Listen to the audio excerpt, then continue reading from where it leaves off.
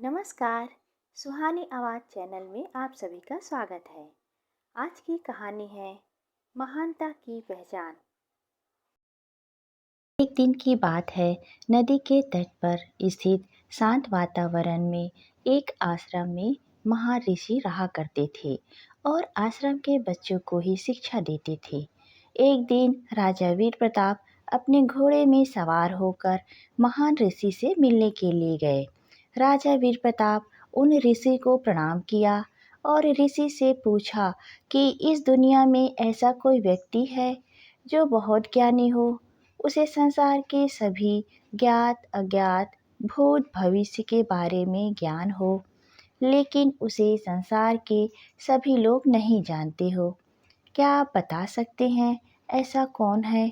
तभी ऋषि ने राजा वीर प्रताप के ऐसे प्रश्न को सुनकर उनकी ओर देखा और मुस्कुराते हुए आदर पूर्वक कहा, इस संसार में ऐसे कई लोग हैं जो बड़े बड़े ज्ञानी लोगों से भी कहीं ज़्यादा ज्ञानी हैं, जो अलग अलग गुणों से परिपूर्ण हैं, जिसे हम नहीं जानते हैं।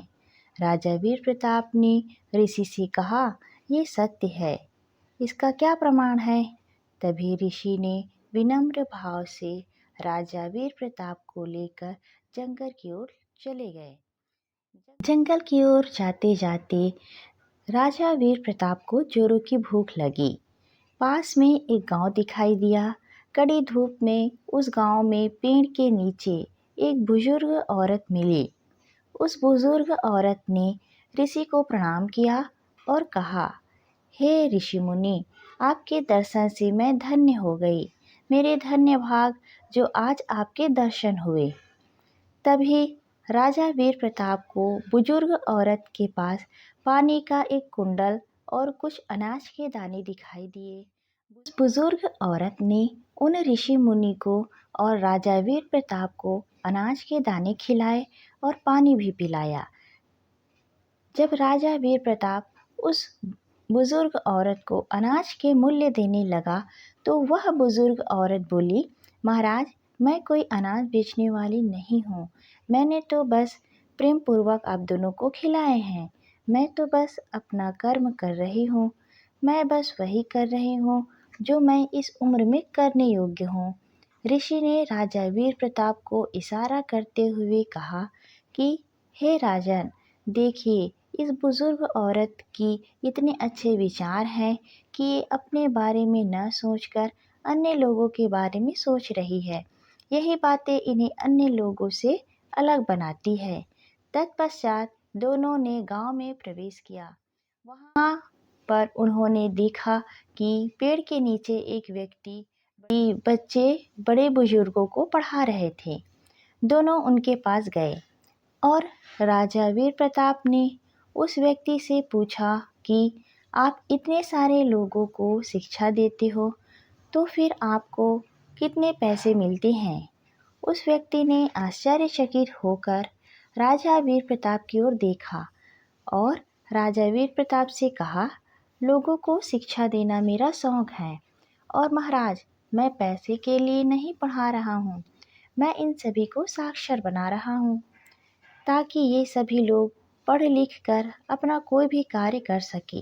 इस गांव में एक भी विद्वान नहीं है जो इन्हें शिक्षा दे सके, जिसके कारण ये सभी लोग अभी तक अपना पत्र भी पढ़ना लिखना नहीं जानते हैं। इस कारण मैं उन्हें इस पेड़ के नीचे मुफ्त में शिक्षा दे रहा हूँ। ऋषि ने राजा वीर प्रताप से कहा कि हे राजन, ये सभी लोग दूसरों के लिए निस्वार्थ भाव से सेवा कर्म कर रहे हैं। इसका अपना कोई निजी स्वार्थ नहीं है।